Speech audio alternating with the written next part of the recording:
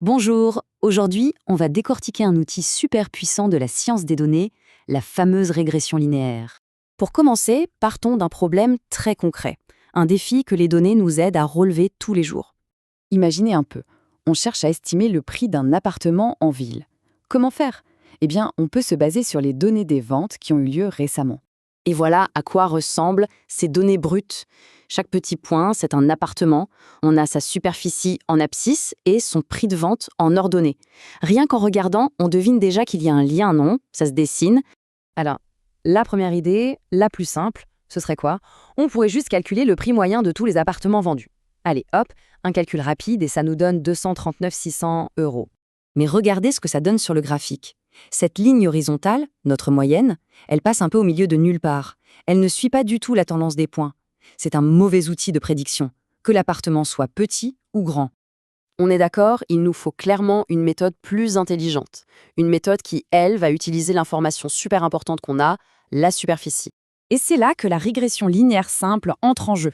L'idée est toute simple en fait. On va essayer de trouver la ligne droite qui représente le mieux possible la relation entre la taille et le prix.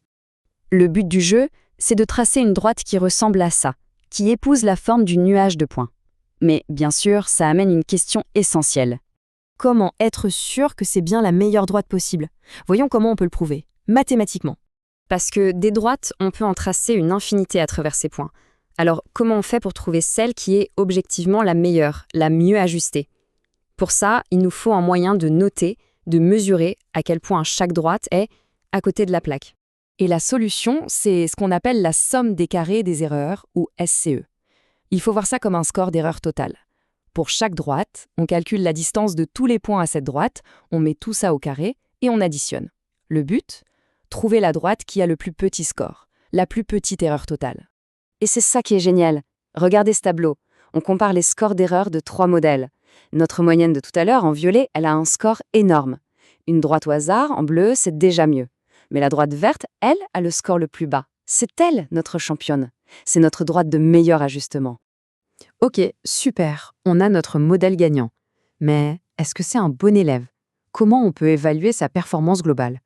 Parce que, attention, ce n'est pas parce que c'est la meilleure droite possible qu'elle est forcément bonne dans l'absolu. Il nous faut une sorte de note sur 20, un bulletin de notes universel, pour savoir si notre modèle est fiable. Et ce bulletin de notes, ça s'appelle le R carré. C'est un score tout simple entre 0 et 1. Plus il est proche de 1, plus notre modèle est bon. Il nous dit en fait quelle proportion de la variation des prix est expliquée par la seule variation de la superficie. Et pour notre modèle d'appartement, le verdict tombe. La valeur du R carré est de 0,774. Alors qu'est-ce que ça veut dire concrètement? Ça veut dire que la superficie, à elle seule, explique près de 78% des différences de prix entre les appartements. C'est énorme. Non seulement notre modèle est le meilleur possible, mais en plus il est vraiment très performant. Mais attention, cette technique qui utilise une seule variable pour en prédire une autre, ce n'est que le début de l'aventure.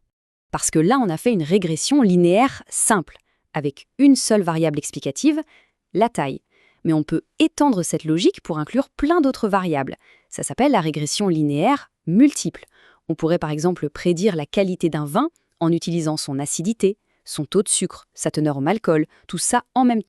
Et tout ça illustre parfaitement comment on peut passer d'une simple observation à une prédiction super puissante. Alors, ça laisse rêveur. Si la taille d'un appartement peut prédire son prix, quelles autres questions, bien plus complexes, attendent qu'on les résolve grâce aux données?